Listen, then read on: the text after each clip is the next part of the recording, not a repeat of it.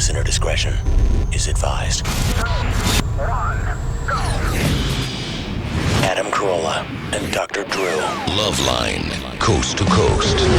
Hey everybody, it's LoveLine. I'm Adam Carolla. That's Dr. Drew. Phone number 1-800-LOVE-191. Dr. Drew, board-certified physician, addiction medicine specialist. Something's wrong with my headphones. Wait, you want it lower or higher? What am I doing? Oh, do I got it plugged in a different jack? Over here, you want it lower or higher? Oh, yeah, thanks, Anderson. A little higher. That's high as it goes. Oh, really? Go ahead, try your jack. You want me to try my jack? All right. I was going to try my jack earlier, but I decided to take a nap instead. Isn't those two things normally go together for you? Yeah. Well, shut up, Drew. Anderson, tell me when I'm in a new... What, you just staring at me like a retard, twisted knob that does nothing for the first 10 minutes of the show? I don't know. So you always do that. Just pipe up, would you? I'm very sorry, Adam. I'm sorry. All right. Sorry. All right. Look at it in there, dude. I've had a tough night. All right. Bad Religion is our guest tonight. Greg, and Brooks are all here. I was going to say both here. Thank you very much. Thank you. Always good to see Bad Religion. Thank you so much. It's good to see you have a live audience now. Yeah, nice. We decided to open up the doors here at LoveLine. Bad Religion, one of our favorite all-time bands. Smart guys who know how to rock. Thank you. Yeah, and then you say that to all the bands. Come on. No, I don't. Like, who was in here a couple weeks ago? The Used. Yeah. I didn't call any of them smart, did I? You certainly did not. No, but they look good. What about Randy Jackson? Wasn't he here the other day? Yep. I made a big mistake, man. I don't know if you guys talked about this the other night, but I told everybody that Randy Jackson was one of the original Jackson 5. And, of course, everyone believed me because I'm in the music business. I got to know stuff like this.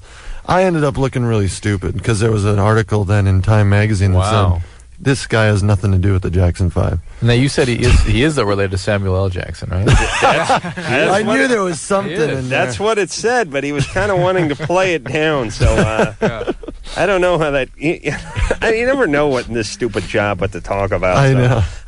You know what? I played safe. I talk about me. Yeah, that's true. All right, so let's move forward. What does Bad Religion think of me?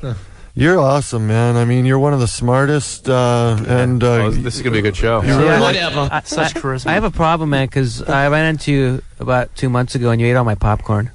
Where was this? What's up with that? Oh, that's right. Yeah. I could have been stoned. You owe me $2. Sounds like Greg doesn't even remember where it was. Where was it? Where was that? Frolic Room. Oh, yeah, that's right. Yeah. Hey, you're not supposed to divulge hangouts on here. That's been more than a few months, though, man. That's been like 6 months. He doesn't forget when you owe him a couple dollars. Yeah, man. Yeah, we did. We ran into Greg at the Frolic Room. Drew, you ever go to the Frolic Room? What are you talking about? It's a nice little hole-in-the-wall bar. I don't want to say where. Great wallpaper, too. The band's dig, but it's a cool place, and I guess Hollywood? Greg had some popcorn. Yeah, it's in Hollywood. All right, so let's talk about Bad Religion. We're going to hear something off the CD, which is called The Process of Belief, and they're going to be playing at the Grove in Anaheim on April 8th, which is a nice venue. I was talking to Brooks about this right before the show starts, right by the Big A, or Edison Field, or whatever we're calling it these days. Yeah, because it's empty all the time. World champion Angels. Like I can't say that. It's hard to say, isn't it? Hard to believe. We're doing Purdue tomorrow, too. Tomorrow's Sam Purdue, that's right. Oh, really? Yeah. And then where? The Swing. No, we're playing... Swing Auditorium. I remember that place. Where are we playing tomorrow? In San Bernardino? La Luna. At a place called La Luna. Then the Ventura concert. We might as well not even talk about Ventura or Anaheim because it's sold out. Nobody can go there. Oh, really? Yeah. Are you on in Bakersfield? That's nice. Oh, yeah, we're playing Bakersfield next week. Yeah, we've been trying to get off in Bakersfield for a while now, but we can't. No luck. You guys are... the reason we're not playing any shows in L.A. proper is just because later in the summer we intend to play some more shows, and promoters get real touchy about territories. So, all right, are the cities coming up soon? Or I'm sorry? Are the cities coming up soon we should mention? Or yes, we are going to be in Denver. Mm-hmm. We will be in Salt Lake City. Worcester, Massachusetts. Well, forget the R. What I think they need to... Worcester. You guys go to the website. What's the website? Yeah, if people are around the country and they want to go see Bad Religion, they can just go to badreligion.com and find out the itinerary for the band. Good idea. All right, so we'll hear something off the new CD, but first we'll take not really so new CD, relatively new CD. We'll take a couple of calls first. James? Yes. You're 17? Yeah, I am. What's up? First off, Drew, Adam, you guys are great. I love what you guys do. Thanks. My girlfriend and I, we just had sex, like an hour ago. And toward the end, the condom came off. Mm-hmm. And she's on the pill. And we were just wondering what to do.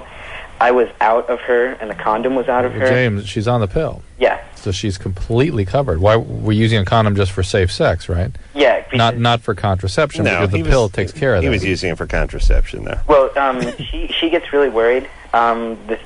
We wear a condom, and I pull out before. Oh, my God. And she's on the pill? Yeah. Triple protection. You pansy. And they only do anal.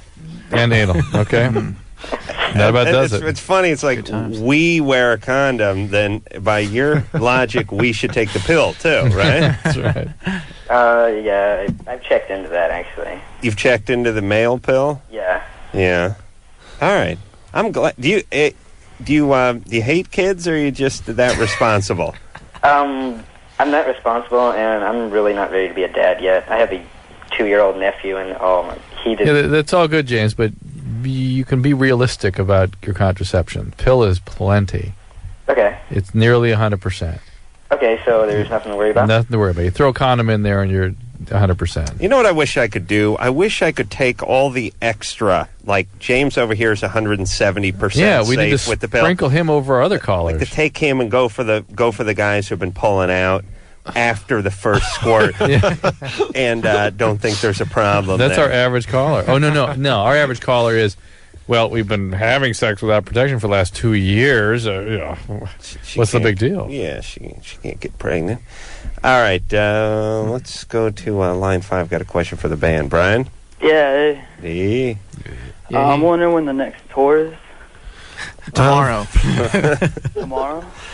Yeah, San but Bernardino. if you can make it to San Bernardino, you can still get tickets. But Where are you from? I don't think I'll make it. He's in San Jose. It says here that on our computer screen that the Brad Religion site is down. Ooh. Yeah, the K-Rock site. Or the I went there yesterday and wasn't there. Hey, you know what? If you're from, you say you're from San Jose? Yeah, San Jose. Okay, San Luis Obispo? we're playing in. Oh wait, Palo- that's Palo already. Alto. It's already sold out. Palo Alto? Alto sold out, but San Luis Obispo is not. Oh, really? Yeah. Sorry about that. I think we're playing the Coliseum there. Well, nice of you to ask, but unfortunately the shows are sold out. Yeah, that sucks. I know. Hey, Dr. Drew, I have Hey, dude. Hey, bro. Yeah. I get really lightheaded when I stand up, and I get tunnel vision. Yeah, you're smoking so much pot. I'm getting over a drug addiction, so I don't know if that has anything to do with it. What's the drug? Well, the abusive one is pot. Yeah, so what do you mean you're getting over it? What does that mean? Well, I got caught at school for it, and I got almost expelled, and I was really lucky. I'm on probation, getting tested, pretty deprived, and it's pretty hard, but... Are you in some kind of treatment? Yeah, actually, I'm in a therapy, 12-step. All right, good. How long have you been not smoking pot? About a month. I relapsed once. All right. That's cool. It's very common for there to be all kinds of panic and dizziness and depression for about 6 months. After Really? Yeah. Dizziness? Dizziness and tunnel vision, all that can be a panic symptom. I almost passed out on the tunnel. You're not going to pass out. Oh, You're not going to pass out. You just feel like you're going to pass out. All right. Brian, Yeah. put a hockey helmet on just to play it safe. Yeah, In case you go down, we don't find you in the tub with your dork in one hand and a broken towel bar in the other. Oh, yeah. Yeah, Okay. Obviously, if you feel like you're going to just lie down, don't get Yeah. up quickly. What's wrong with people putting a helmet on anyway these days? They're so lightweight, they're comfortable, they're well ventilated. And they look great. A lot of guys wearing shaved heads or short hair. You don't get that Fashion helmet statement. head. all There's about nothing wrong with that. It's all about image. Yeah, it's all about an image. Hey, actually, I got just a quick question about drug testing. I've heard that if you take 4 aspirin prior, like a couple hours to the testing, it masks the drug. Like it's still there, just hides it. Which drug? I guess pot. No. No. And Four the aspirin? problem with you adulterating your urine is if we find signs that you're screwing with it, Yeah, like a false negative. I that's didn't know what happened. that's considered a positive result. All right. Oh, okay. All right. All right. Thanks a lot, man. All right. All right. It seems like rehab's going very nicely No, for it's him. all right. It's all right. He's 15. It's hard to get it at 15. I heard Tough age. if you drink a quart of Prestone before you go in. All right. Veronica, Hey. you're 17? Yep. What's up? Okay. I masturbate a lot. I mean, I'm not. Hello. Yeah. Okay. You guys are just taking that in. Go ahead. Okay. It's digestible. Oh, probably not comparatively to Adam, right? But What is this? Anyway. What's going on here, Drew? Yeah, only he's allowed to talk about his masturbatory habits. That's right. Yeah. No one else is. Okay. All right. I'm not active. Oh, I want you to know I thought about beating off today and didn't. And that's all like one of 3 times in my life that's actually happened. No, you must be Good getting for ready you. to die or something. I don't know, maybe. I mean, normally I don't think about it and I beat off. This time I thought about it and didn't, and that's never happened to me. How old are you? How old am I now? 38. Interesting. Wow. Kudos. Yeah. Okay. Anyway, I'm not active sexually, with partners or anything. But it's just, I was just wondering if I masturbate so much, will it change like my body chemistry or No, but what is so much? How much time are you spending? like a couple times a day or a couple times a night? Like almost every night. How much time are you spending doing it? Depends. Could be anywhere from like a half an hour to an hour. It's sort of a guy. You got a technique you want to share? Not really. I'm just there. Yeah, but I mean, you don't have a vibrator or No, tub no. or anything like that? I think I'm too young to buy one. Vibrator? Yeah. faucet. Well, you do. My sister went into Mexico. Oh. Actually, when she was your age, to buy one. So, if you have connections, Dreams come true. you in do Mexico. that. Yeah. You can try a guitar slide. That works pretty But I'm good. just thinking that if we could string together all the time that men spent doing this, we'd have another universe, another country built. Yeah. Yeah. Yeah. What would we A lot of call it? wasted time. Masturbatoria. Masturbatoria, yeah. All right, Drew. Hey, but you really want another country built by No. guys who haven't been beating off? That's all guys. But that doesn't make Veronica's worried because she's spending 30 minutes a day. Veronica, I mean, why- our guys are worried when they're not spending. Why do you think that that's a lot of time, Veronica? Well, I don't know. Is it because you feel guilty? Because maybe you've been told that you shouldn't do that kind of thing? Jesus, one well, more. at first, when I was younger, it was more of a guilt thing. Since I'm Catholic, it was. But now I've Now we're getting somewhere. And by the way, there's such a misconception. I got to bring this up about women feeling guilty because they're told not to masturbate. When you have male and female child, you are demanding the males to get their hands off their junk. I mean, you cannot freak them out enough to make them stop. Yeah. You are on them constantly. It's going to happen every time you open a door. Yeah. The girl is like, oh, it's good. No, relax. It's fine. It's true. totally different. And so this business that there's guilt levied on them is BS. It's nonsense. The biology is just profoundly different. Yeah. And Veronica, what you feel is just different because your friends don't do the same thing. Yeah. And that's just women have a huge range in how they respond sexually. And you're fine. You're healthy. It's good. It's all right. Okay. And I also had one question actually for Anderson. Is he there? He's here. Okay. He's masturbating, actually, so make it fast. Under the console? Is that what goes Keep on? talking. Well, you guys are lucky you can. You could just sit there and do it. But anyway. Well, wait a minute. What? Yeah, I'm we're offended. lucky. We can just sit. Listen, it's easier for you than it is for us. Right. Listen, I actually Not have a sitting job. up. Okay. Not sitting up? Yeah. Why? You could still pull that off. You got little magic beans you can put in you and do it. Get off during work and stuff. Magic bean. Well, whatever they Benoit. do. Yeah. Okay. Well. You sold the cow for these magic beans? And what for Anderson? My question was tonight. Could you, if it were at all possible, could you play the song you used to at the end, the Red Hot Chili Peppers thing? Because now you have the different song and it's not No. the same. All right. No. Hey, Veronica, Yes. get back to masturbate. Yeah. Let Anderson handle the radio, all right? Might be me, but I don't see the Red We Hot like the Chili new Peppers in Coldplay. here. Yeah, we like the new Coldplay anyway. Angie, Yeah. you're 22? Yeah. That's right. What's up? I've got a question. I had a baby 5.5 months ago, and I'm breastfeeding, slowly breastfeeding. And since I've had the baby, like, my sex drive is practically non-existent. That's common whether or not you're breastfeeding, but it's sometimes even more common. Sometimes more likely from breastfeeding. Okay.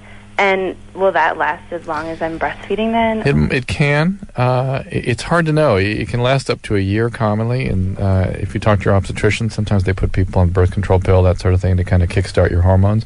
But your body's been through this huge change, massive. I mean, you've been flooded with hormones, and then they're suddenly withdrawn, and it affects that. And it's also nature's way of trying to prevent you from having another child immediately on the heels of just having had one. Okay. Right? And breastfeeding does that too. Breastfeeding is a natural contraceptive. It prevents you from ovulating. Are you married? Yeah, I am. How's your husband doing? Masturbating a lot. Yeah. Got a little theme going tonight. And I think it's very Yeah. Well, I think it's been frustrating for him too because, I don't have like the big belly anymore and I'm back into shape, so Right, so he wants to pump you. Yeah. But you don't want to do it. I'm not interested, which is surprising because before, we were really compatible in that sense. And Yeah, well, it's just a hormonal thing. You gotta get back on track. But how about giving him a little sympathy, BJ, once in a while? Yeah. What's wrong with that? I've been working on that. I'm working on getting up the nerve? Or? Your people are talking to his people, trying to come to terms? No, well, I'm going to school too, so... Oh, boy. What are you studying? What? What are you studying? Spanish. Okay. Que bueno. Hola. Sí. Or why does that preclude you from giving him a BJ? It's like, I'm going to school. I'm learning Spanish. Usually, people who know Spanish blow more. No. I've done some studies. Oh, yes. Grandes éxitos en español. That's right. Drew blew me shortly after he laid down that liner. Yeah. That's true. Bien, qué bueno. Okay, what? So you're learning Spanish. So give your husband a BJ. En español. El slabo on the nabo. Yeah, Spanish style. Ay! All right. That's a sound that all the Mexican dancers make when you try to grab their ass when they walk by Tijuana. Ay! Ay! They kick you with their heel. They're mean over there. You ever go down to Revolution Street there in Tijuana? Tijuana? Have a little TJ? fun? I've never been to Tijuana. Oh, my God. Oh, man. Good times. Yeah, it's good times over there. Go down to the Unicorn Bar. They actually have live music, but it's old guys with snare drums and trumpets with a dent in it, and they're playing along. Try to grab a little ass, and you get, "Hey!"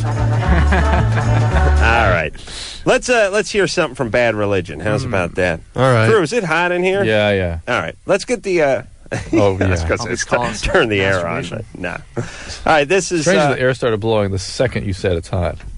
Yeah, I felt that. It's starting to blow. All right, let's hear a little you. something from Bad Religion. This one is called Supersonic.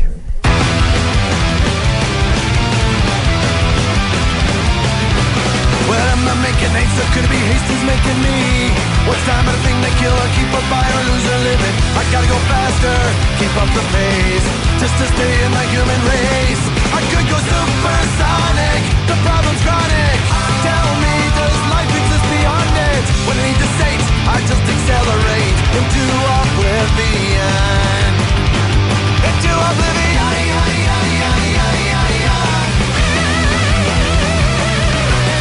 Now here I go again, everything is alien. How does it feel to be outstripped by the base of cultural change? My future senseless and rendered meaningless when measured in the vein. I could go supersonic, the problem's chronic. Tell me, does life exist beyond it? When I need to sate, I just accelerate into oblivion.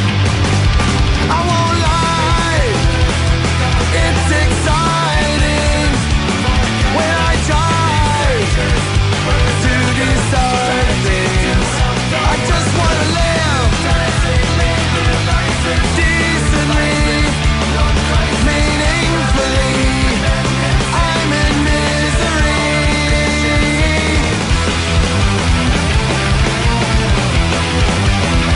I could go supersonic, the problem's chronic.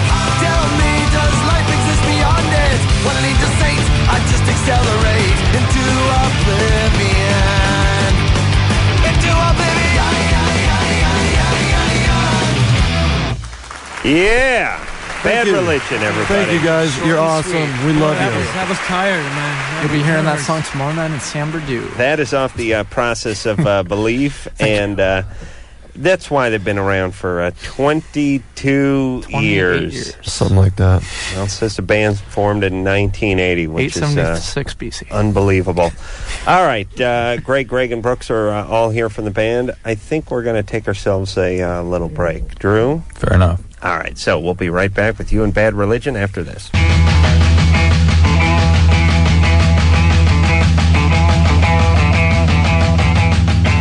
Hey, everybody, it's LoveLine. I'm Adam. That's Dr. Drew. Phone number 1-800-LOVE-191. Greg, and Brooks are all here from Bad Religion. The Process of Belief is the name of the CD. And if you want to see the band in a town near you, you can go to badreligion.com and find out what their itinerary is. We were talking about women and masturbation and women feeling guilty. Just to finish up, wrap up the masturbation theme. I didn't mean to imply that it was all because of religion or because they are... socially, yes. Yeah. It might just be a genetic predisposition for guilt, which fits beautifully into the model of women being more careful and choosy of their means. Chronic masturbation. Yeah, I don't know if anyone's done a study on this, but I'm sure they are. There is studies. Biological anthropologists now are starting to look at this, and women do tend to feel more responsible and guilty when they're not. Well, like if a woman was in a parking lot backed into a car, a woman would be more apt to leave a note than a guy would. Yeah, and to feel bad and guilty about it, too. I'm not sure about that, but in terms of sexual feelings, when you masturbate, you got to be thinking about something. You misunderstood. When I say backed in, I'm talking about anal. I'm sorry. Right? Yeah, you got it. Yeah. She'd leave a note. That's right. And he'd leave a calling card. Brian? Hey? You're 15? Yeah. What's up? Adam, Drew, you guys are great. Great, thanks.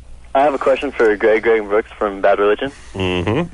I know your guys' music has changed a lot since, How Could Hell Be Any Worse? And I want to know what influences you guys have had to, make your music evolve into, the Process of Belief. Well, first of all, since we wrote How Could Hell Be Any Worse, let's see. Let's hope it's not the same album. No, I was a teenager. I hadn't. I don't think I even drove yet. I started Bad Religion when I was 15. Wow. So obviously there's certain things that are going to change just from getting older and experiencing anal chronic masturbation. You guys broke up for a while, didn't you, at one point? No, we never broke up. We just had certain disgruntled members leave and then get less gruntled and come back. Ungruntled. Get ungruntled. But who do you listen to? I mean, who do you like? Well, there's all kinds of epitaph bands that are, bands that are actually inspiring to us. These younger bands that come along and are able to evolve the genre themselves. Bands like Hot Water Music and The Locust. The Locust. And Greg, you got to mention a favorite band. A favorite band? I don't know. It's hard for Greg because he He's such a music hangs out at the connoisseur. Frolic Room too. Yeah. Eats a lot of popcorn. Yeah. But anyway, to answer your question, the actual music hasn't evolved as much as the people, and I think if you listen to The Process of Belief and compare it to the early style, you'll see that it's gotten a little more sophisticated, but the original intent is still there. Thanks, Brian. All right, good times, everybody. Good times, Adam. All right. Let's talk to Stephanie, who's 18. Stephanie? Hi. What's up? Hey, Adam, you're really sexy. I wanted to tell you that. Yeah.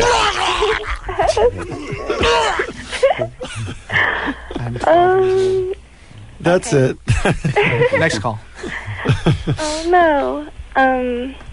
I guess I just have a problem. I've been dating my boss at my work for about 6 months, and he's 20 years older than me. What kind of work do you do? I work at a restaurant. Oh, yeah. Want to gamble here? Seems to be a theme here. Why? You think you hear her voice? No, I just get absent dad. What? Absent dad? Yeah. Yeah, but that's every call. All right. Where's your dad? He lives out of state. There you go. Absent. Yeah. What about tardy dads? Do they have any tardy dads? Or just absent, Drew?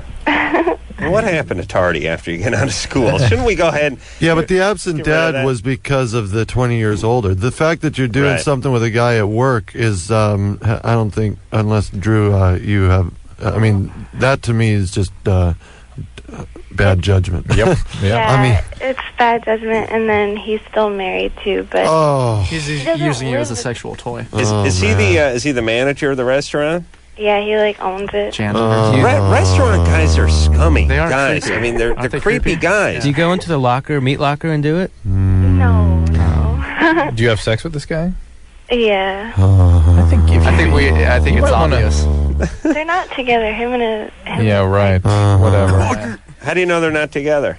They're in the process of a divorce. Yeah, sure. All right, that's been going on for 11 years now. Process of divorce. Okay, so he doesn't... she could own the restaurant if she wanted to. Do you want a... Sexual harassment? That's cruel. Do you want a relationship No, the guy's an with the asshole. guy? The guy's a total asshole, and he's sexual misconduct with an employee that he's supervising. He hasn't threatened to fire her or anything if she doesn't perform. Man, it's... What do you mean? Has he given you a raise? Yeah, but you got to. It's inappropriate, but you can't own the restaurant unless they hold it over your head. Their position. Has he given People you a can raise? Get together, No. yeah. What kind of raise? I think she's giving him a raise. Oh my gosh. Anyway, do you have feelings for this guy, or is it just kind of fun?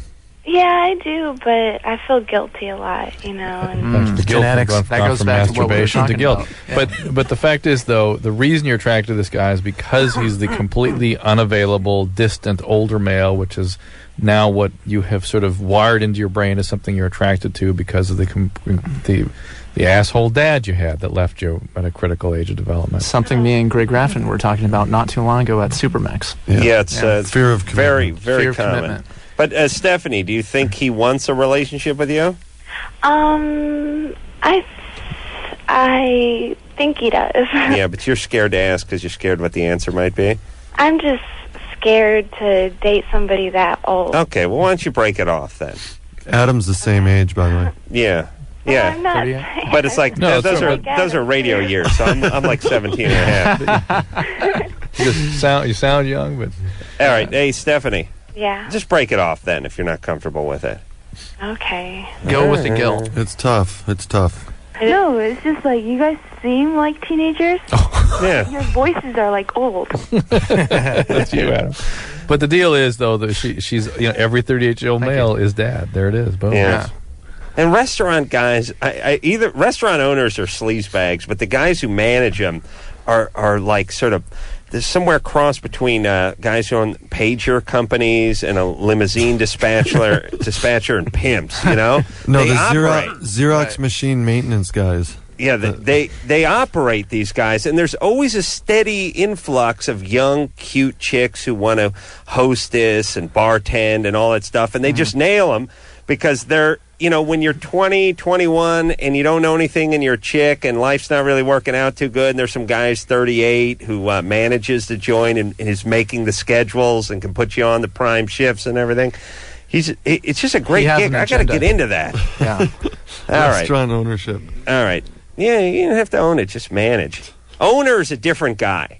This is the sort of half a fag guy who's like, can't really figure him out, but he's tons of attitude. He's all shoe and frame, and it's like... Bad dialogue in the sack. He thinks he's a celebrity. He walks around like He he's acts big kind of like he time. owns a joint. Yeah, that's what it is. Yeah, it's like he owns the place. Thanks for summing this up, Greg. Yeah. Edward? Yeah. You're 25? Yep. What's up? Oh, how you doing? I have what was called primary sexual dysfunction. From what? It's psychological. I wake up with an erection. I can have an erection when I'm looking at pornography, a porno movie. Well, when I'm in the moment, it'll go away. All right, so you sort of get panicky in the moment, huh? Panicky. So I've seen psychologists because of this, and they said what I was told 2 years ago: get in an intimate relationship. So I've been seeing a girl for a year. Mm-hmm. Get yourself an intimate relationship. It happened with something like 7 or 8 different girls. This one I've been seeing for a year. The only way I'm able to sustain it is with Viagra. All right. I don't want to be having to use Viagra at 25. I mean, the erection's there. It's mechanically there. But something's giving me a severe stage fright. I'm wondering if there's, some therapy, some tape or something I could listen to. No, listen. Bad religion. Yeah. Yeah. You're It's in really therapy. good for. We practice a lot. Yeah. I'm in therapy. Right, so give it some time. These are very deep-seated issues. Well, They have to Drew- work themselves out. Wait, can you have sex with your new intimate partner while you're watching porno? I've tried that, and what'll happen is I'll go soft inside of her after a couple of seconds Without the Viagra. without the Viagra. But with it, you're good to go. Sometimes even with the Viagra. Is that her chiming in with that? Where are you calling from, Edward? I'm calling from my cell phone. Okay, right. Your cell phone is a method in which you call. It's not really a place that you call from, though. You know, if you think about Sacramento it. Valley. Cell phone, Kentucky. Really, the beauty of the cell phone is that you could be almost anywhere. If there was just a place known as designated as cell phone in your house, it wouldn't be as quite as convenient. Okay, so listen. Was there any trauma that you suffered? Any? Did you ever see your mom on top of your dad or anything weird like that? Parents were divorced. Yeah. Dad, since I grew up, like since I was a little kid, was always bitching about like his girlfriend not giving him any. And on the other side, I went to a Catholic school for 12 years because my mother's a flaming Catholic. Okay, so very guilty sexual on that side. While my dad had porn all over the place. Okay, all right. Wow. All right, there you go. Interesting. You don't know what to think. Devil and angel thing going on growing up. But you're with one person. You're in therapy. Yeah, you're starting doing the right to work stuff. it out. You were able to, thank goodness, there's a pharmacologic agent that will help you in the meantime, sort of while you get this all sorted out. What's the difference between a primary and secondary in terms of erectile difficulty? I was a virgin with primary. With secondary, you've had sex before. Huh? How's that go? Right, Dr. Drew? Primaries and primary and secondary usually mean that the primary is intrinsic to the biology of that organ. Yeah, And you can't secondary ejaculate means, as primary. And secondary means something else is causing it, like thyroid disease or something else. Well, so wouldn't he be more secondary? Well, he is psychological erectile dysfunction. Well, you can't have an ejaculation if you're not erect. So if he can't maintain an erection, he can't. I don't want to argue with you, Greg, but when I'm really drunk, when I'm really loaded, and I'm going for number 3, that thing's just like a wet noodle sometimes, but I can still get something out of there. Yeah, I can still get out of there. So it's always a mess because it's like thing's all over the place. You know what I'm saying, Drew? Delighting in the image. Yeah, it's not easy. It's kind of fun. It's kind of interesting once in a while. Interesting. Yeah, that breaks it up. Yeah. All right, that's tertiary dysfunction you just described. I would think that Edward should not sort of announce to himself all the time that he's primary erectile dysfunction. You know, it's just he's sort of beating it into his head. He gets a good erection in the morning. He has an erection when he's looking at pornography. The plumbing's all hooked up. Yeah. He'd just lighten up a little. I mean, I think he's up in his head a little too much. He just need to find a chick. You know what he's doing? He's not boozing. Edward? Yes? You need to get a little booze in you. Okay. You know what I mean? Yeah, And then whiskey. Booze for the penis. And then you get your game face on, and then you go for that vengeance sex. Just get the Viagra. Yeah. All right? 3 pills of Viagra, okay. All right. He's a trauma survivor. Is he? Yeah, the dad was traumatized with all the sexual material. Mom was traumatized Catholic with school guilt for and 12 years. She calls sexual materials trauma. They can be. It depends what age you're exposed to it, but sure. I used to babysit. I would take a stiletto and slit open paintings and stuff, looking for Playboys. I'd turn that house over. I understand when you're 12, 15, but look, it's 6, 7, 8. It can be traumatizing. All right. I'd like to see a study of where pornography is hidden. You know what I mean? Like, I would always start when I was babysitting looking for Playboys. I'd always start in the bathroom. Go by the toilet, see what you see. You know what I mean? Don't outsmart yourself. Don't start digging between the mattress and box spring when it may just be laying out by the head. Search that area. Then you go under the bathroom sink. Anywhere in the bathroom's good. Then you slide into the master bedroom. Eventually, you're pulling off the ceiling tiles in the kitchen, feeling your hand up there, if they have a drop ceiling. Because it's got to be there. Underpinning. You grab the kids you're babysitting and take them down to the liquor store. Shake them down. No, I would shake the kid down and ask, "Where's the porn?" And he'd be like, well, "I'm tired." I'd slap him. "Stop lying to me, punk!" Then burn him with my cigarette. Now, where is it? My brother just had this black dresser drawer with just stuffed with pornos, and I found it when I was 9 years old. Now, how old He's is a trauma survivor. What's that? How old is he? Is he older? He's like 36 now. Oh, perfect. So, yeah. Now, what was in there? Is this Playboy or some good stuff? Really good black porno and Asian porno. So, nice. It's one of my favorites. Little insight. Yeah. Little insight to your brother there. He's kind of perverted, but he's a good guy. Number one, Now, Asian big blue penis. That's Minka. Now, let me ask this then. So you got hold of that at 9. So it's very conspicuous. You had the Asian and the black porno. Sure. Is that a favorite of yours now? He's a trauma survivor. You got. I'm not traumatized. I'm a fan. But it's stuck. a little bit. Yeah. I have That's problems. interesting. I have problems. Well, I mean, you prefer, like, if you saw a movie, you'd like a little black action or a little I really Asian don't action? discriminate, but I would say I lean more toward the African American Asian type. Yeah. So for pornography. This stuff gets the wiring in. Yeah. Yeah. It's just Nothing in wrong you. with I that. think it has to do with not having that in my life. No, it's the No, wiring. you saw it. It's like Okay. when your dad's a Mets fan or something. You grow up Right. watching him cheer for the Mets. You like the Mets magically when you're older. That's what you were exposed to. Looking up to your brother. Like, All right. Let's take a little break. Bad Religion is here tonight, and we'll be right back after this.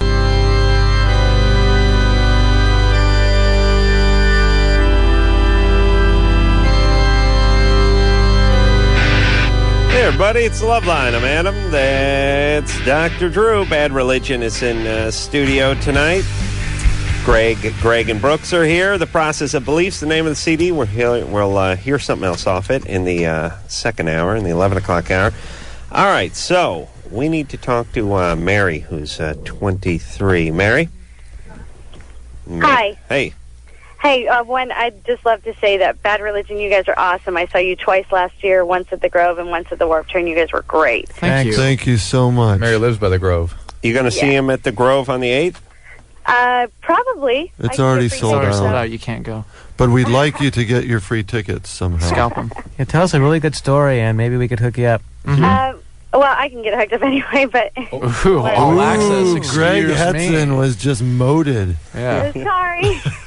It's just the company I work for. They distribute your music. I can't say who it is, obviously. But It's top secret. Thank you very much. Distributes our music.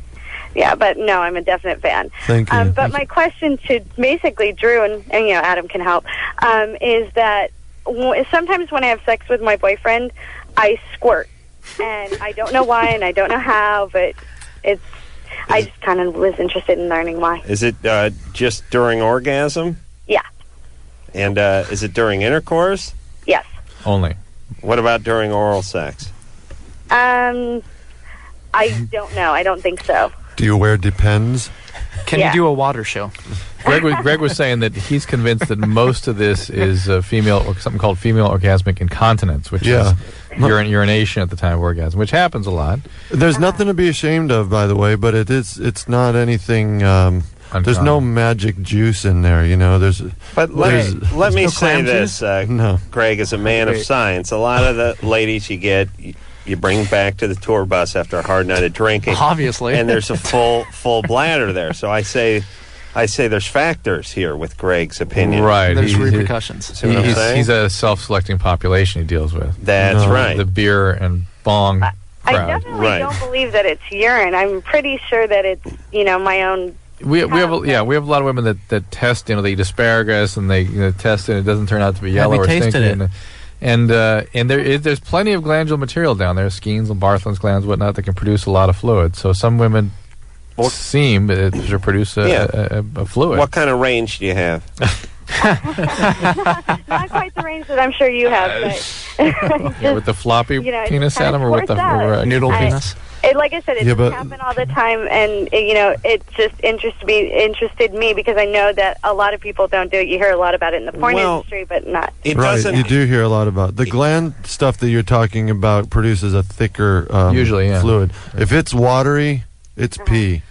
But so if it's a little more viscous, it's a glandular fluid. If it's more like semen, it's probably a glandular fluid. Well, is the sensation any different when you do this?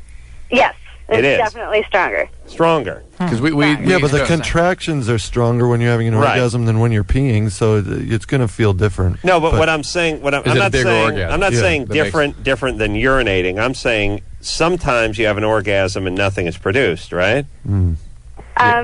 No, actually, No. I think I produce every time. Every time. Oh, okay. So I was trying to compare it to another orgasm. One of the things that happens, though, is that your vagina contracts very powerfully if you have a powerful orgasm. Okay.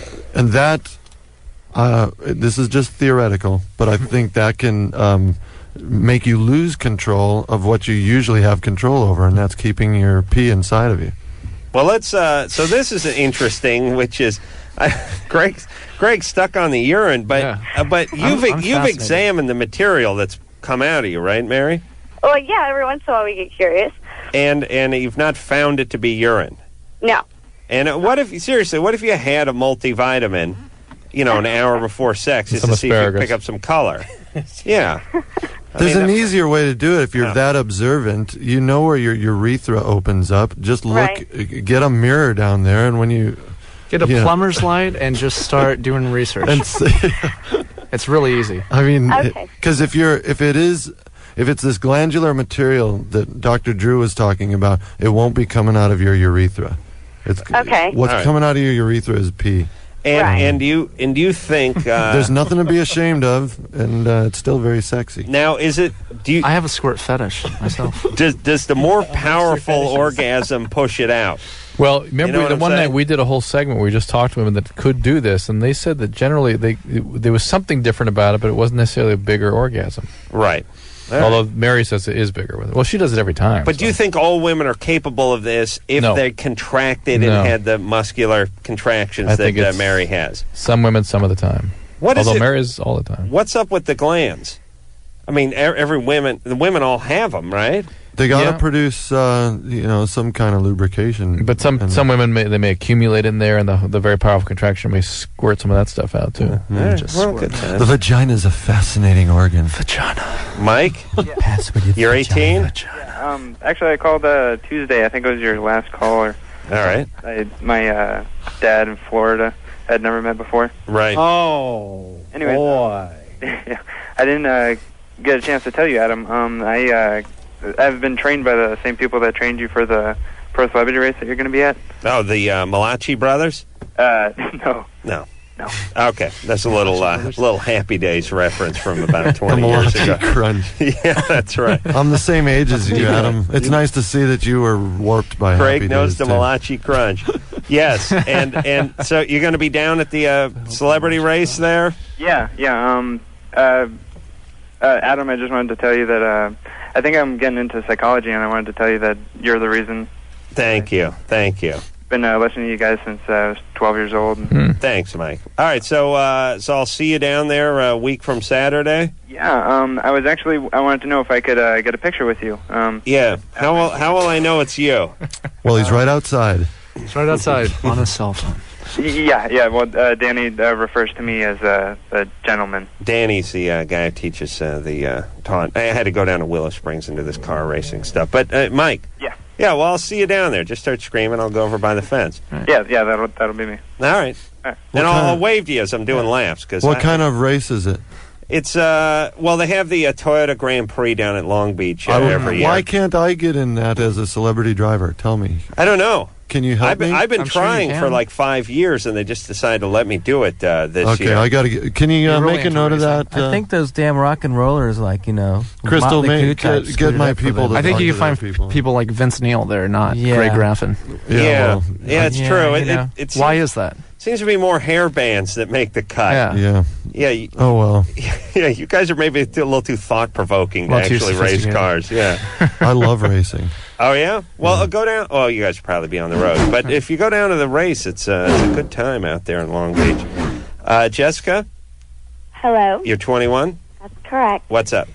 Well, I'm having kind of a relationship problem with a guy I've been seeing for 3 years on and off, and I just don't have any desire to have sex with him. Mm-hmm. And I guess my question is if you think that'll clear up, or no. Are you a virgin? No. And we oh God, no. We used to Are you nuts? Have sex pretty regularly, but just for the last month, I don't want to even All right, this relationship's over. Yeah. Why you guys been off and on? Usually I called off because I'm kind of curious about other guys. No, you want something new? You're not into him. No, it's the guy you're not into. He's a nice guy. You feel bad for him, exactly. He's an awesome guy. I know he's awesome, but you don't want to have sex with him. He's the kind of guy you should like. Yeah. But you have to. You like the bad boys. You have to. But you want to sow your wild oats. Good luck. Yep. Yeah, you'll learn. Good luck. All right. You like the fast lane guys like Vince Neil. Don Dawkins. I guess so. All right, so just break up. You're not doing him any favors. Really? That's so hard to do, though. All right, but listen, everybody, if you're not having sex with a guy and you're not really that into him, but you feel bad because he's a good guy, you're just This stringing is him what we were along. just talking about. It's the guilt that's hardwired. My wife was having an affair for 2 years before I even found out about it. Oh. Really? Yeah. This is a classic rock and roll story. 2 years. Well, wait a second. Hold on. This is going to be on Behind the Music. I promise. This is Behind the Music. We got to take take a break, but this is going to be It's good a good story. 15-minute Drew's writing on a Post-it. No. Greg wife story. All right, Bad Religion is here. We'll take a quick break. We'll hear the story when we come back.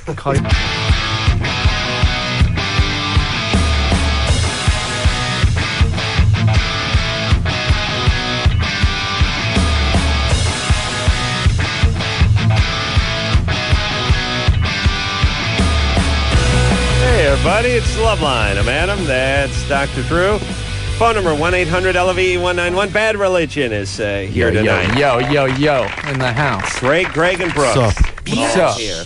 The name of the CD is called The Process of Belief, and we're going to hear something else off of that in somewhere in this break. But we'll take some phone calls first. No, bye-bye. Bye-bye? Greg's wife affair. Oh, yeah. Always a good story. That's right. Yeah, well, let me just say, this is ancient history. Not for us. It's like it's just I've been divorced for 6 years now. Uh-huh. But the way it came about actually started 2 years before that, even. Uh-huh. So it was just a basic classic rock and roll story of the aloof, Bless you. on tour husband. And now, how long had you been married before the 8 years. extramarital started? 8 years. 8 years. Yeah, we met in 19. We were 19 years old, and we were in high school. Wow.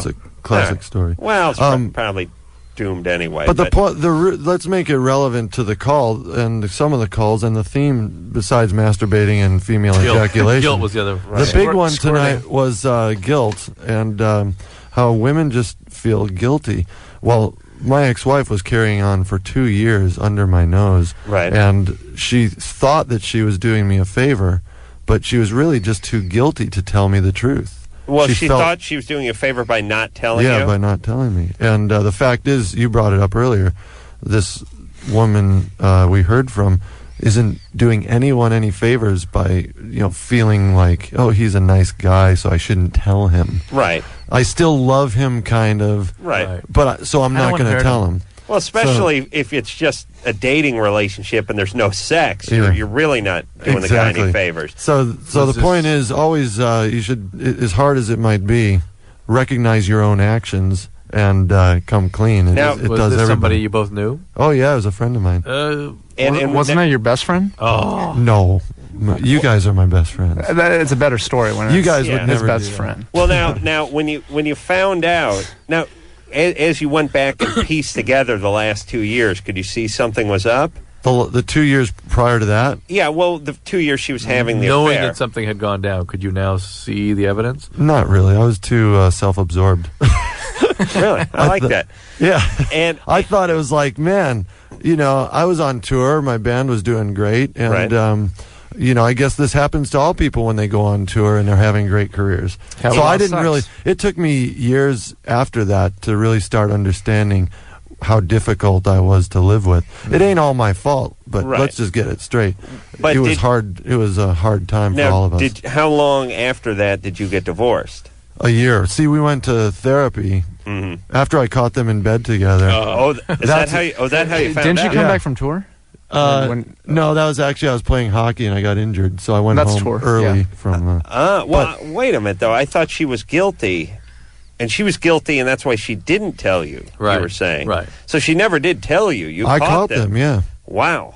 But she came clean. I didn't know that it was going on for 2 years. I thought they were just having some fun in the afternoon, and that this was a one-time deal. Afternoon delight. And then I realized later, it took her, hours and hours to really tell me what the hell was going on. Oh. And then we went to therapy. That's when we started therapy for a year, which she used for different reasons than I used. I thought we were keeping the marriage together. She was using it as a way out. And at the end of that year, we just said, "This is nonsense. Let's end this." Well, but do you feel like you're a better partner now because you Very went much through this? so. Yeah, and I have a girlfriend now that we've been together for 5 years, and she only has one night stands. Yeah, Yeah. no, The longest thing she's ever put together is like 6 months. No.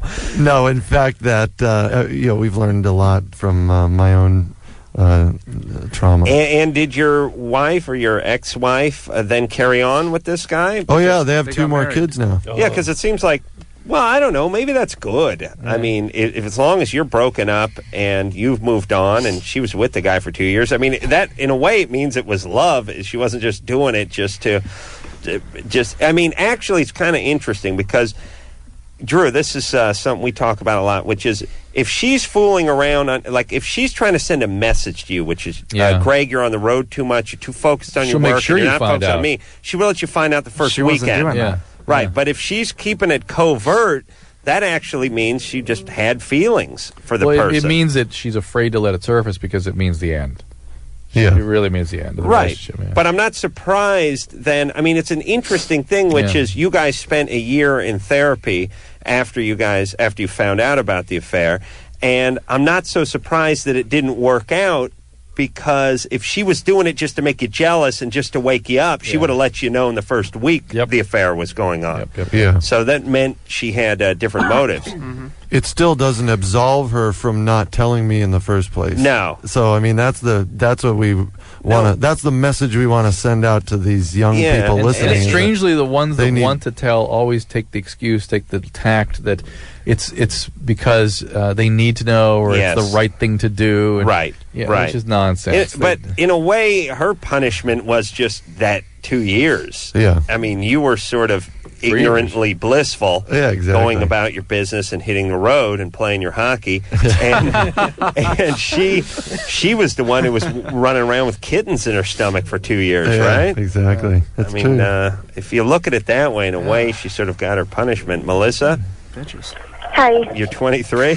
Yes. Kittens, what he put in there? You think? Kittens in his tummy, and her tummy. Is what he put in. He put Drew. How dare you, Melissa? Yes. What's up? I actually think I have a serious problem, and I need a male's point of view. All right. I'm here, honey. I basically, I had a baby 3 months ago with my ex-boyfriend, and for some reason, I'm still sleeping with him. Yeah, because you think that relationship's going to work out.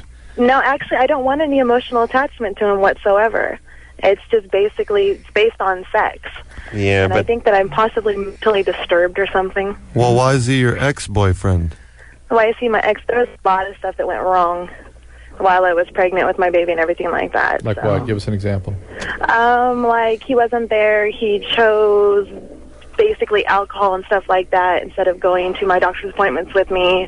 He just wasn't there. He was. Yeah, but he chose why everything can't else over. why can't you leave this guy? It's not that I can't. I've left him. Actually, it's just based on sex. I think. Why can't Melissa? Why can't you leave him? Why can't I leave him? Possibly because there's nobody else. All right, she just can't be alone. Very honest. I appreciate that answer. All right. So was it? But let me ask you this: was that it's his your baby is his? He's the father. Yes, yes. Well, there's another reason you can't really just cut the guy out. The other reason entirely. is her dad was an alcoholic. This guy's an alcoholic, and that's what she attaches to. And she Actually, can't. my father wasn't. I don't even actually talk to my father anymore. But no, he wasn't. He wasn't an alcoholic. Why don't you talk to him? Basically, because he was never there. Well, how do you? Where was he? On tour with Bad Religion, or playing hockey? That one actually. He's on the Bad Religion hockey team. He was the goalie. He was equipment manager for the Bad Religion hockey team. Drum tech. Bad Religion Icebreakers. There we go. All right. Well, obviously you have intimacy issues with guys. Yeah, because your dad was abandoning. Would Possibly. that'd be fair to say. It's not possibly. It's, Okay. of course. It's obvious. And why are you calling us? You're having sex with a guy. It's purely physical. You have no. She said it was a serious problem. What is the serious problem? Why is it a serious problem? What is the serious I'm not problem? even sure I heard the problem. On one hand, you're saying it's a serious problem, and the other, you're saying I just have a physical relationship. It's no big deal. I have sex with this guy. What's the problem? I don't really want to be. Right. So let me go back to the It just question. happens that way, though. Melissa, let me go back to the question that I asked you. Why can't you leave him? I don't know. All right. So go She ahead. said there's nobody else. Yeah, go ahead and let go. She's afraid. Go ahead and let it go. Leave this guy. You're having much more than you think of a relationship with him. He's than you just using believe. it for booty call. He's using her for that. Yeah. She's believing. She's. Not necessarily. I'm the one that calls him. I understand, but he's using it for that. The reason he comes in is is a mercy. Well, mission. His one thing is he wants more than what it is. He wants more of a relationship. Yes. All right, well, hold on a second. Hold on. See, I think we're a little caught up in the notion that a woman can't use a guy for sex. No, they can. But They can. A woman can if she's screwy. Yeah. And Melissa has trouble with intimacy because her dad abandoned her, so this is the only kind of intimacy she can have. So technically, she is using him for sex, but it doesn't mean she's not screwed up. No, but it's a lot. I agree with you 100%, but it means much more to her than she realizes. Okay, so is this guy still drinking? Yes. Okay, and you don't want him around your child? Not really, no. Does he have any interest in raising the child? Not really, no. Is he financially responsible at all? Is he giving you any money? Somewhat. I mean, to an extent, because he feels he has to. It's not really wanting to. Well, he does have to. Yeah, and do you have a agreement worked out with him legally? Not yet, no. Are you working on that? Yes. Okay, just work on that part. And if you don't want him in your life, then keep him out of your vagina. There are plenty of other guys that you could call upon. Keep to service you. And look, don't have any more kids, and please I won't. have this kid spend as much time in daycare as possible. Yeah. So you don't rub off on him. Thank you. When he's home, you wrap him. No, I mean, you brought up a really good point. Wrap about him in that bubble daycare. wrap. Yeah, I mean, it's like Stick the little rascal in there. You will. The more screwed up you are, the more screwed up your kid's going to be. So do the math. Put the kid outside the house. Let him put his room out in the mailbox. You know, raise him out there. That's the wise An choice. outdoor baby. Yeah, outdoor baby. Yeah. Mountaineer. Yeah, I mean, I've had outdoor cats my whole life. Sure, Why can't you have outdoor outdoor dogs, outdoor babies? by night, outdoor How baby. did people live Toddlers for could do the thousands same of years ago? They didn't go home to their Stuck them in a central cave. air and heating and wall-to-wall carpeting. They lived outdoors. What's People wrong are with so a kid? stupid these Young days. feral child? There's nothing wrong with that. Learning the ways of nature, huh? How to hunt for himself.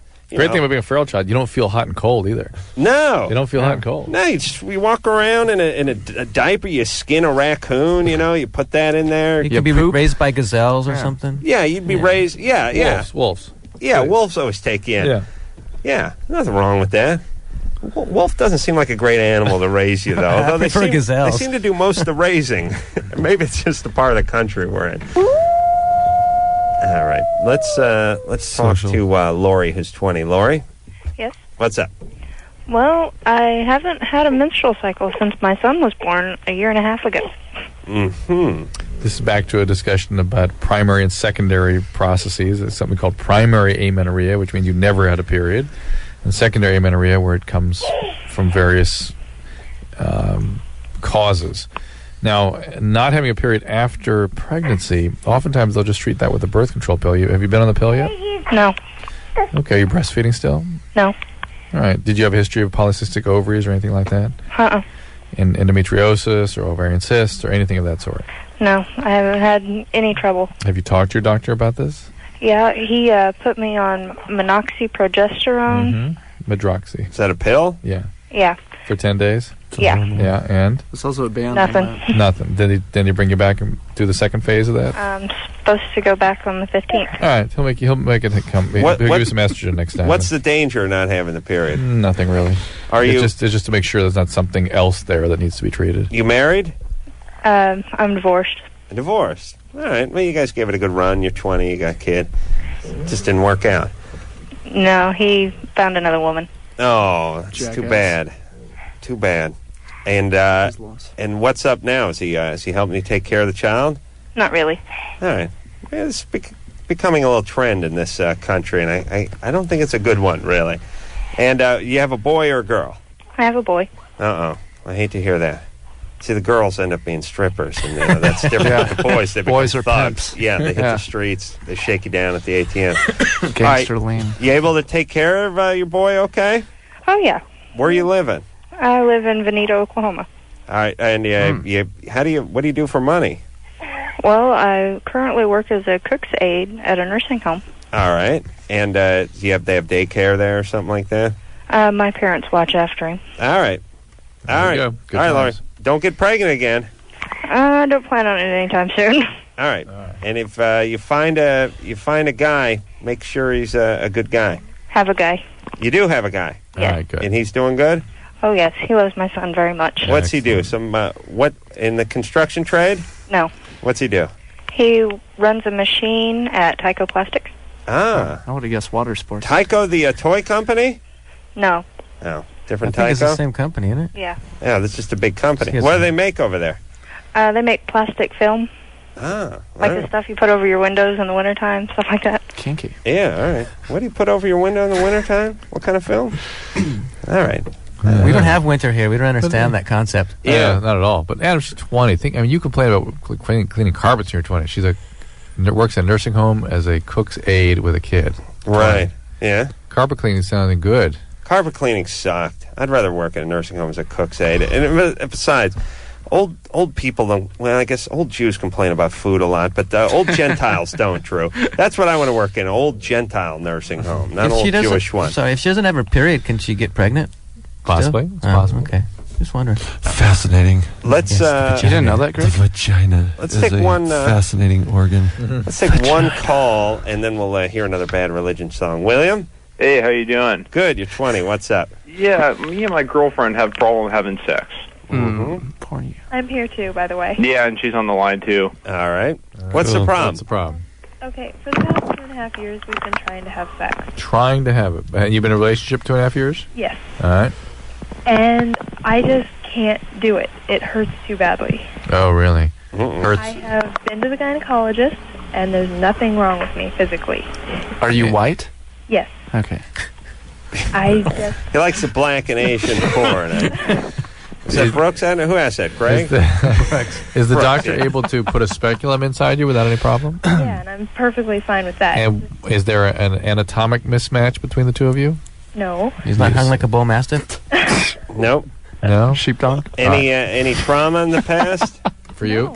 You've never been traumatized sexually? Wait, what? I want to know what's the dysfunction if you can go to the doctor. The gynecologist has no problem Put in the with a speculum. speculum.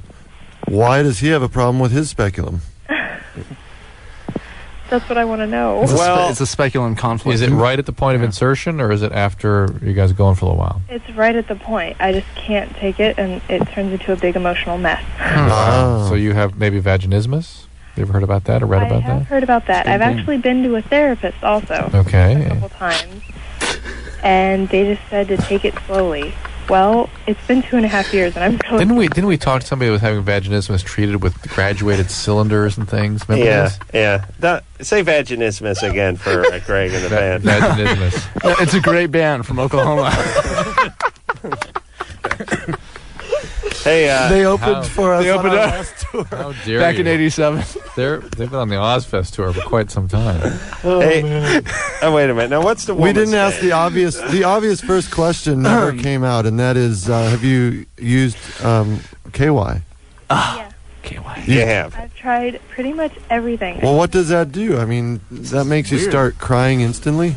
Yeah. Well, all right, we don't understand. See, it's emotional. Yeah. It's an emotional. But thing, what is missing from the story here? Let's talk about the emotional side. An opening band. You're never traumatized. Nope.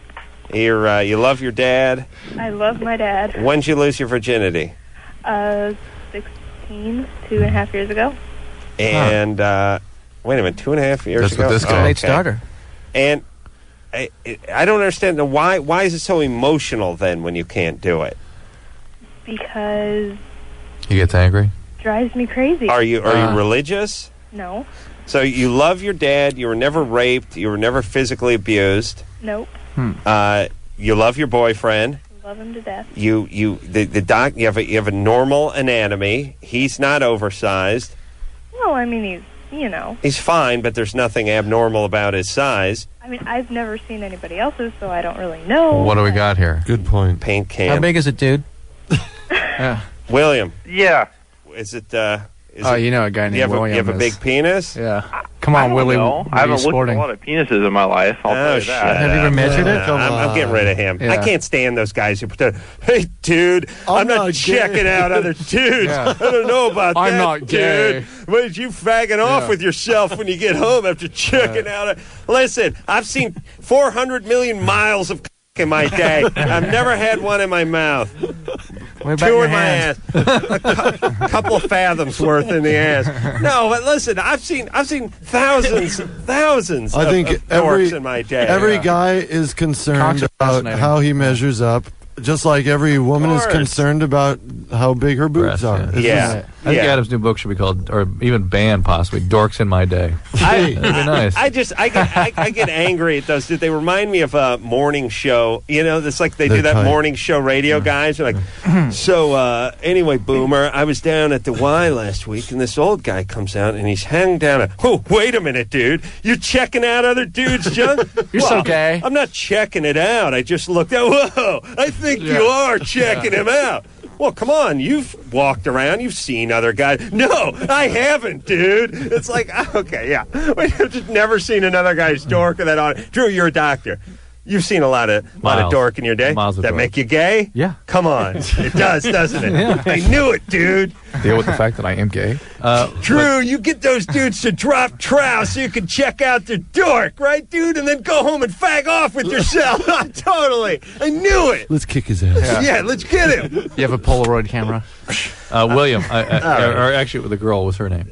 She never said. But listen, go check out Vaginismus on the web. There is actual www.vaginismus. You can actually do a Google How do search. you call them vaginismus? And there are formal treatments for that. And it's actually a spinal reflex. It has emotional conditions associated with it, but it's actually spinally mediated. It needs to be deconditioned, and it can be treated and should be treated. So. Something's going on. Or go to Talk your gynecologist local about it. All right, Bad Religion is here. We're going to take ourselves a quick break. We'll come back. We'll hear something off the CD. Hold your after plot this. together. Yeah.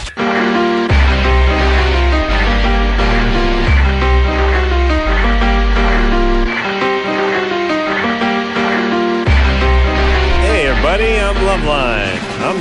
I'm Adam. This is LoveLine. That's Dr. Drew. Phone number 1-800-LOVE-191. Bad Religion is in here tonight. Next week, Foo Fighters, Pete Yorn, and Vaginismus are going to be in.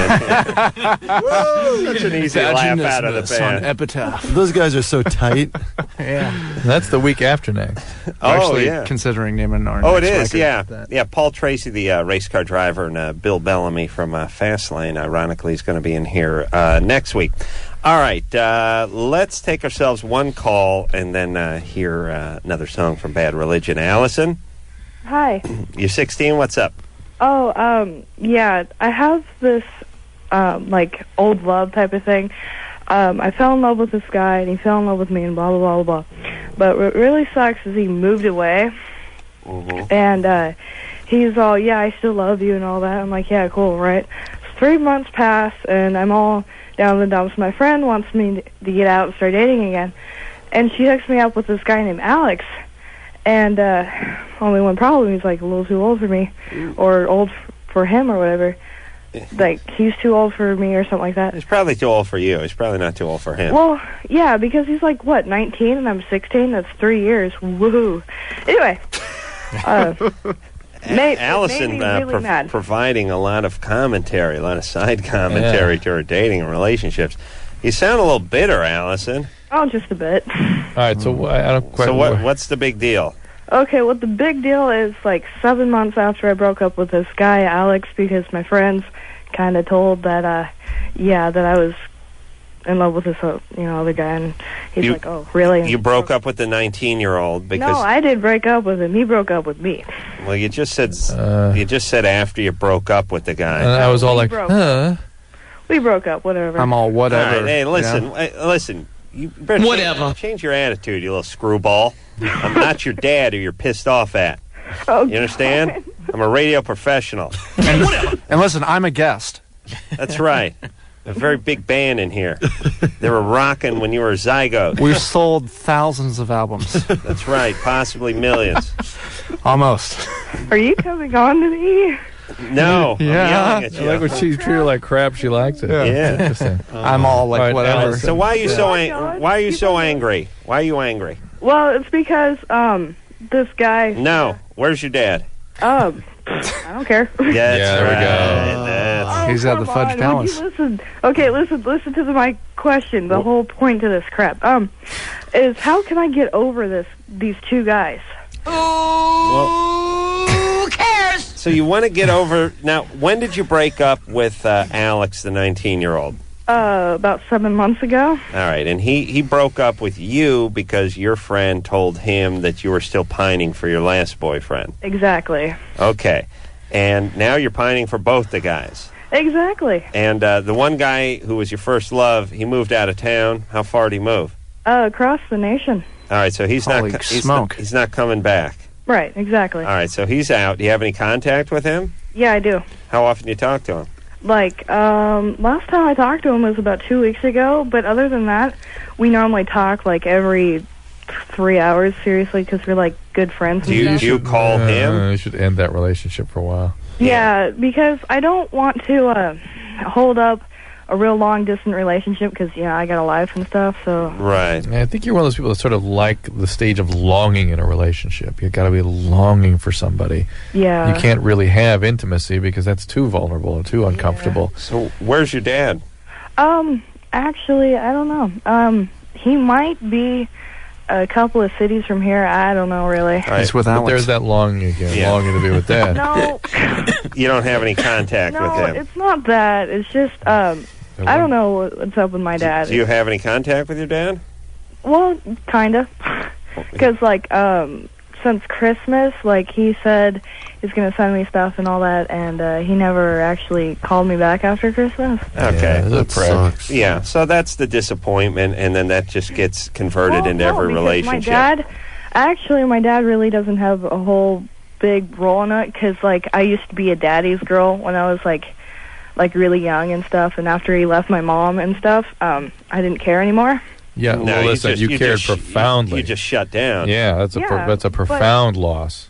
But, like, yeah, see, like, I think that, like, I thought that, maybe every guy I go out with, I just cling on to him, but not true, because I went out with this guy. No, it's the other way. You don't want to get close the enough. other way. You cling on. Okay, everybody, listen up. Your dad's a dick, Yeah. but you're gonna be feeling that for a long time, and I don't think you should pretend like it's okay. It's Or it doesn't bother you. It does No. affect you. Because, like, the guy that I went out with, like, a couple of weeks ago, we broke up because I didn't like him. I mean, I started, like, in the beginning of the relationship, it's, all... All right. Listen, Allison, you're 16. You're having your normal relationship difficulties, but... It's very, very hard for you to admit how much pain you're suffering because your dad is not there. I'm not, And- especially if you were a daddy's girl, Yeah. and then he just picked up and split. And it's okay. I She's think in someone's got to just sit you down and really gently support you and say it's okay for you to be upset about this father thing, but It is going to get translated into most your relationships for quite some time. So you got to get some therapy, or you got, whatever work you got to do, you got to start doing it. But you're not going to cure it in the relationships. This is just going to be an endless repeating pattern. Unless she has a real relationship. if you find someone who's genuinely caring, Yeah, break out of this longing thing. These unavailable guys, the guys that make you long to be connected I think with if she them. finds a guy who's genuinely caring, she's not going to be interested. Well, I think that's what happened in that last relationship. I didn't like him anymore because probably relationship. She's was not developed. used to it. Right. And she's got to, even though it's not appealing and exciting and maybe even attractive at a certain point, kind of let yourself kind of get into something like that. Let's hear a song. Yeah, let's do it. I mean, as much as we'd like to help the kids, we got to move some product on this show, too. Yeah. Are you queued up there, Anderson? This one's called Kyoto Now.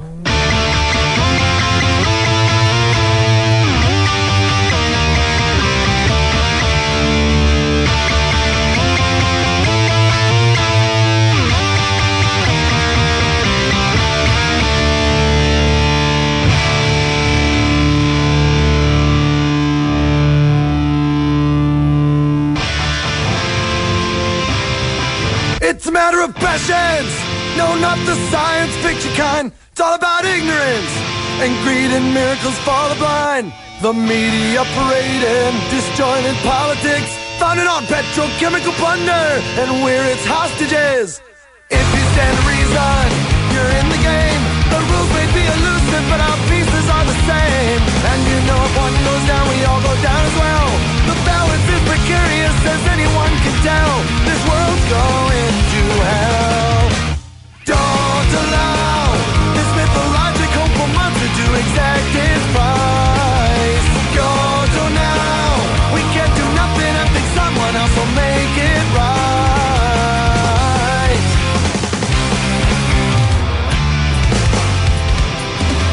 You might not think it matters now, but what if you were wrong? You might not think there's any wisdom in a punk rock song, but the way it is cannot persist for long. A brutal sun is rising on a sick horizon. It's in the way we live our lives, exactly like the double edge of a cold familiar knife. And supremacy weighs heavy on the day. It's never really what you own, but what you threw away. And how much did you pay? Don't allow this mythological monster to exact its price.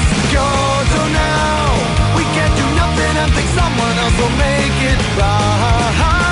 In your dream, you saw a steady state of bounty for eternity. Silent scream, but now the wisdom that sustains us is in full retreat. Watch out!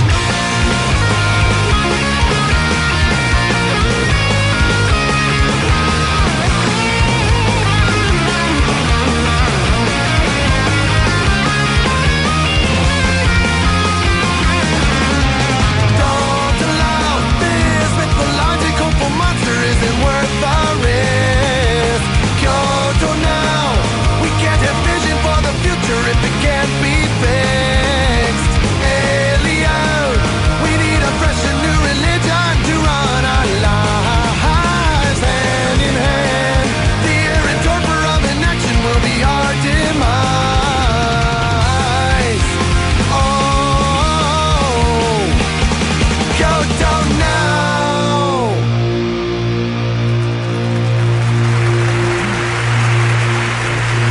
Thank you very much. You guys are too awesome. Bad Religion, everybody. And again, if you want to find out where to see Bad Religion, just go to badreligion.com on the net and find out when they're coming to a town near you. All right, let's squeeze in one more call before break. Vicky? Yes. You're 38? Yes. What's up? I'm calling in reference to something you guys said probably been about a month ago, but it's the first I could get through. You said, both of you said, you and Dr. Drew said that you would rather be with a woman who didn't get along with her mother than a woman who didn't get along with her father. Right. I'm curious of why that is. We were just talking about that in detail during the song. Yeah. Well, because as a male, you sort of become dad in the relationship, and because you have male genitalia, you don't have to worry about it as much as if she doesn't get along well with her mom. Whatever was played out with Dad gets played out with adult male peers. Oh, okay. And it's the relationship. A woman will seek the same kind of person as Dad, and if Dad was abandoning or abusive, naturally enough, abandonment and abuse will ensue. Yeah. You can't make an abandoning, abusive person magically available for an intimate relationship. He's not available for that. And let's put it this way: if a young girl has a, let's say, alcoholic, abusive dad, she will most certainly hook up with an alcoholic, abusive guy later on in life. But if she had an alcoholic, abusive mom, that doesn't mean she's going to hook up with the alcoholic, abusive guy she'll be at all. She'll be a cutter. She'll have chaos. Right. She'll have her own. Whatever though. She goes. You watch SportsCenter. She cuts in the next room. Whatever. She's not riding you. No, that's the point. The mom tends to be more about the Honey, need some new razor blades. Regulatory, emotional regulation. So, what do you suggest? What's going on with you? Along with her father, do in order to not. In order to break the cycle of what's your deal? Well, therapy is obviously the most efficient way to do it. But what's the situation with you? Oh, nothing specific. Just haven't done a lot with my dad, And how your relationship? Very well. Anyway, since I was younger. Have your relationship? Probably because an older sister who was favored over me, and so I think I've always just had some resentment there. Have your? I think that's a cover for some. And let me tell you about that favored stuff, because my sister tries to pull that crap on me once in a while. Like, oh, they were the world's crappiest parents, but they were great to me and horrible to you. Like, Drew, when are good parents bad to one and good to another? Not unless well, like 10 I don't years think he was kids. bad to me. He just was more interested in her and her life because she was into sports. And I never doubted that he loved me. Okay. All right. He's just more interested. Are you married? No, no, I'm not. You lesbian? No, I'm not. Well, why is it funny? Are you divorced? Because I haven't gotten married, and so after hearing you say that on the radio, I was. What have your relationships been like? What do you mean? What have they been like? They've been bad. They haven't been bad, but they've always ended in. I usually am friends with the person I've gone out with, but all right. So you've not really. It doesn't ever go to the commitment stage of marriage. Let's put it that way. Wow. All right. So something's up. So how about a little therapy? Yeah, I think that's probably what I should do. All right. I'll do that. Okay. That's all right. Thank you. It's just like any other problem you might have.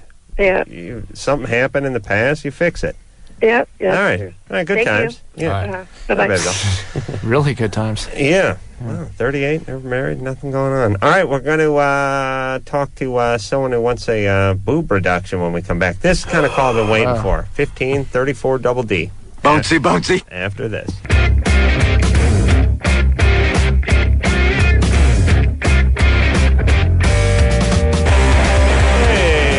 Everybody, LoveLine. I'm Adam. That's Dr. Drew. Bad Religion is in our studio tonight. Greg and Brooks are all here. Process of Belief. Yeah. Awesome. Great to have you guys. It's good to be back. We love being here. We love Let's Bad do this Religion. every day. Leah? Yeah? You're 15? Mm-hmm. You're 34 double D? Yeah. Oh, my gosh. How's the rest of you doing? Good. I mean, everything's normal. Everything's normal. How tall are you? About 5'3", 5'4". How much you weigh? 120, 130. Mm-hmm. Depends. Okay. I'm going 130. Yeah. All right. I'm going 135. And you're 34 double D. Yeah. All right. I've had them since I was like 10, 11. Hold on. You didn't have double D at 10. I did. No way. 12. 12. All right, whatever. Well, maybe. Let's go with 11. Okay, go with 11. It's going to help me later tonight.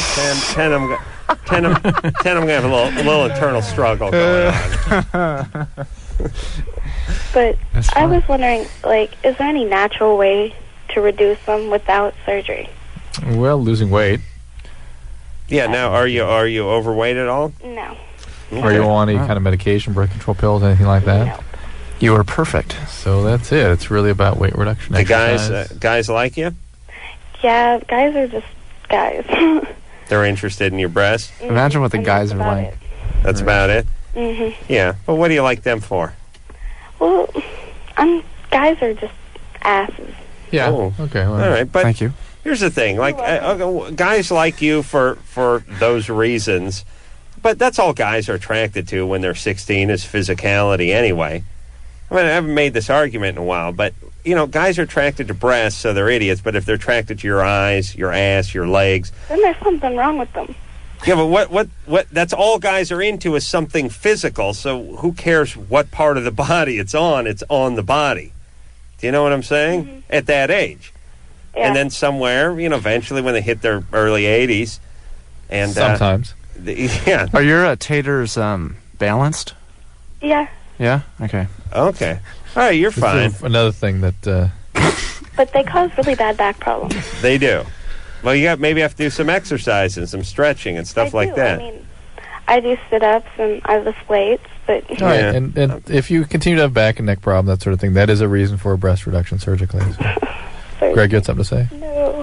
How's it going with the guys, though? You say you don't like guys. I like guys, but I don't waste my time with them because... They want your boobs. I really don't need those problems. In addition to the Asian and the African American, Brooks is into the weird Big cans? No, the sort of strange asymmetrical cans. Asymmetry, yeah. Oh, that's Freaky, man. That's Freaky. interesting. That's twisted. Hey, you know who got breast reduction? Who? Punky Brewster. Oh, yeah. Fry. Yeah. When Boy, she was she's a piece of work. When she was like 16, 17. She doesn't even look like the same person now. Oh, really? Yeah. I can't stand. I'm a conscientious objector to breast reduction surgery, Drew. Yeah, they're going to have to cut through you to get to a set of breasts. Let me ask you something. I got something on my mind here. Now, do you think that the people who, I mean, obviously, I was getting the vibe that she did not appreciate the guys coming on to her because of her breasts. They're rude.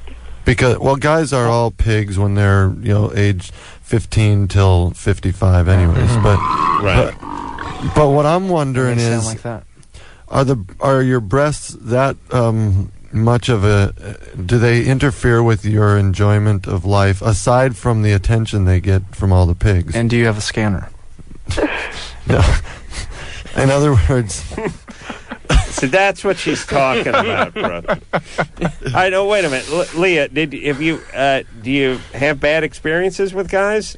Well, no, but it's just most of the guys treat me like crap because I have a large chest. Right. So do you think? Here's my question: do you, in your heart of hearts, think that the problems with guys will go away if you get rid of this burden on your chest? That's what I'm saying. Get this off. Is it really a breast reduction that you want, or is it that you want these guys to go away? I would never get a breast reduction. All right. Okay. Just lose some weight, exercise. It's all right. It's all right. And listen, there's something going. Where's your dad? Where's my dad? My dad is in Israel. Broken Arrow. He's over in Broken Arrow? Yeah. Where's your dad? My dad's in Israel. And where are you living? You're living over in Functional Bow? Well, no. Okay. Oh. This my is parents are divorced. This sounds like her, doesn't it? The girl. Yeah.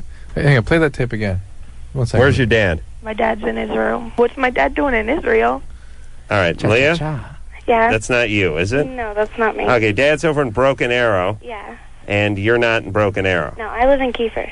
Okay, and when did he cut out? Come on, we all know how far that is. Yeah. Well, it's a good 50 miles. Okay. Do you keep in touch with him? Yes, I keep in touch. I just moved with my mom because my dad, he got a DUI and went to jail, and it kind of freaked me out. Mm-hmm. Okay. So I decided to move with my mom. All right.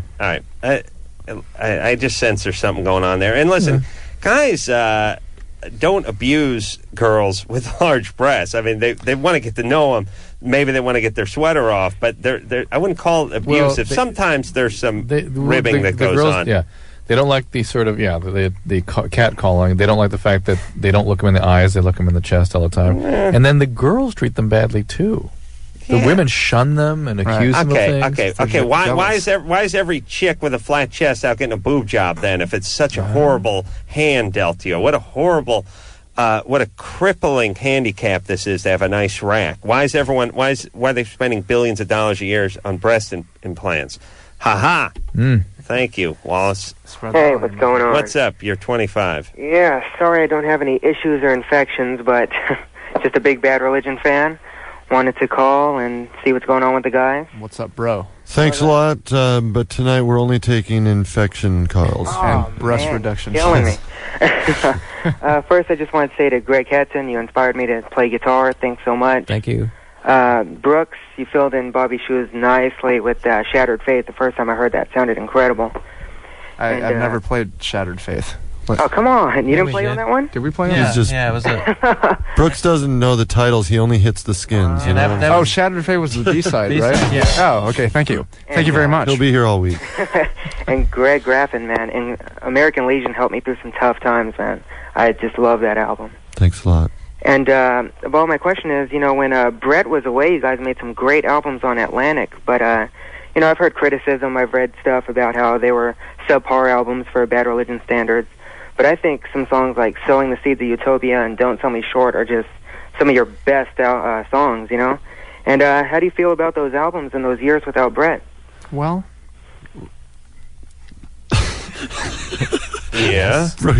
We're laughing because Brooks was about to answer that question, and he wasn't I just even think in the it's funny band. because at the time. I wasn't even in the band at that time. So and Greg He can wrote still have valid Greg wrote feelings. those albums. So Anyway, your question is a real common one right nowadays. You know, people are always wondering what's it like to have Brett back in the band, and you know, if you listen to The Process of Belief, you recognize real familiarity. So that's honest familiarity, because having him back is like old times. Wallace is like working for BAM or something. He's questions. He knows our catalog. It's funny too when he said he's a Big Bad Religion fan, and the way he hit the syllables there sound like he was a big bad religion. He's a fan of religion. Yeah, he's a big guy who likes religion. All right, let's take a little break, and we'll be right back after this.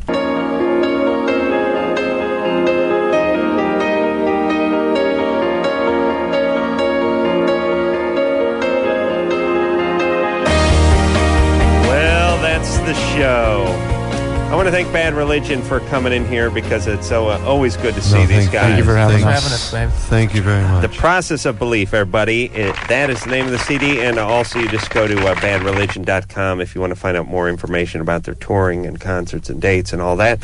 I want to thank Brian for doing a great job on the phones and coffee all week. Whatever. Tara, don't call me Tara, goddammit, for doing a great job on the phones and the phones. Junior executive producer Lauren, for doing a fantastic job. Producer Ann, and of course the magic-fingered one, the one who works his own brand of magic on those potentiometers. Engineer Anderson, everybody. So, Anderson. Until next time, this is Adam Carolla for Dr. Drew saying mahalo. Okay, everybody, listen up. Your dad's a dick. This has been LoveLine. The opinions expressed on this show are not necessarily those of the staff, management, sponsors, or this station. The producer for LoveLine is Ann Wilkins Ingold. LoveLine is a presentation of Westwood One Entertainment.